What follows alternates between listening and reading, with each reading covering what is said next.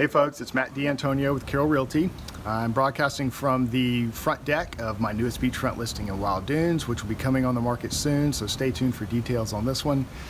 It's time for my February market update, and clearly I'm a little bit late because it's now April 1st. So you can expect my March update to be coming soon. There's a few points that I want to hit on briefly that I think are very important to realize, and a lot of folks are looking for an honest assessment of what's happening in the Charleston real estate market, so that's what I hope to provide you here. Number one, pending sales. In February, we're up 24% over this time last year.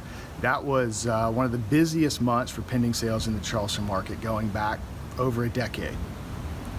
We just finished up March with 1,830 pending sales, which is the exact same number of pending sales that we had in March a year ago. So that demand, even leading into this COVID-19 season of March, remained relatively stable, albeit down a little bit from February. I think it's interesting to note that we had a ton of momentum from February and March leading into this spring season, which is historically the best and busiest time to be buying and selling houses in the Charleston market. So what's going on with showings? It's hard to show property right now, clearly, with stay-at-home orders and quarantines going on. However, over the past 7 days, Wednesday to Wednesday, we had close to 2,000 showings. Close to 3,000 showings. 2,946 showings to be exact in the past 7 days. That seems like a lot to me in light of everything that's going on. It's probably down from this time last year, but still, you got to keep in mind all those pending sales from February and March are are sellers that need to still buy. They need a roof over their head, they need a home to live in, and so it's an essential for them to find a place to live. And so the real estate market and industry has gotten really creative about virtual showings, virtual tours. People are able nowadays, with all the information that's out there, to buy a home sight unseen. If you do want to see a home in person, folks are being extremely cautious about checking on their health of the homeowner and the buyer, wiping things down, wearing masks, wearing gloves, whatever we can do to be safe, and really only showing when it's an absolute necessity. So still showings going on, and the underlying demand is still there for real estate. We just are limited by the COVID-19 situation. I mean, if you think about it, would you go out to dinner right now if you could? Would you go shopping right now if you could, if you weren't under a stay-at-home order? Of course you would. Same thing holds true for the real estate market.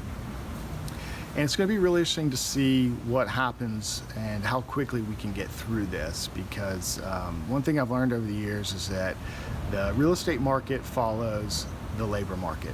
Folks have to have jobs in order to buy houses, and so the sooner we can get through this, I believe people will be able to get back to work, and they'll be able to get back to buying and selling real estate as normal. So a lot of this pent-up demand that is on hold right now, hopefully we'll just get pushed into the summer months in third quarter, and we'll be back to some record high numbers. But we'll see. I don't know. I don't have my crystal ball, and that leads me to a survey that I just read from Realtor.com. And Realtor.com surveyed a bunch of buyers in the marketplace, future home buyers, and 36% of these buyers that they surveyed believe that we are entering into a recession. Kind of scary, but those same buyers who believe that we're entering into a recession have also said that it would not deter them from buying a home. These folks are believing that the recession would actually put some downward pressure on home prices, which is good for buyers, and also put downward pressure on interest rates, which is also good for buyers. So we'll see if they're right. In the meantime, the industry has gotten very creative about doing business virtually and safely. Virtual tours, FaceTime tours, lenders are working from home, closing attorneys are working from home. Closing attorneys are limiting who's available in the closing. Others are closing via power of attorney, so you don't even have to go into anyone's office.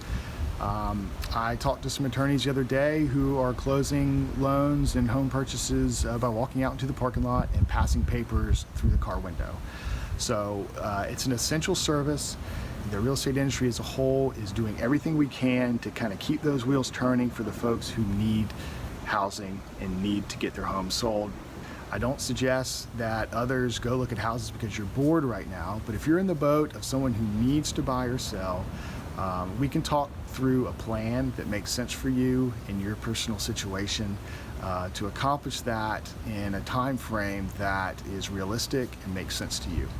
If you have any questions about the statistics that I'm sharing with you today, or specific markets within the Charleston area, I'm happy to help you with that. And as I said in the beginning, stay tuned for more information on this place. If you look behind me, you probably haven't seen anybody walking down the beach. That's because the governor has closed the beaches right now, and I feel very fortunate to have a beachfront listing where I can at least look at the beach from the front porch. And so this home will be coming on the market soon, and somebody will be lucky enough to have the same view for themselves when the time comes. Look forward to hearing from you all, and have a great day.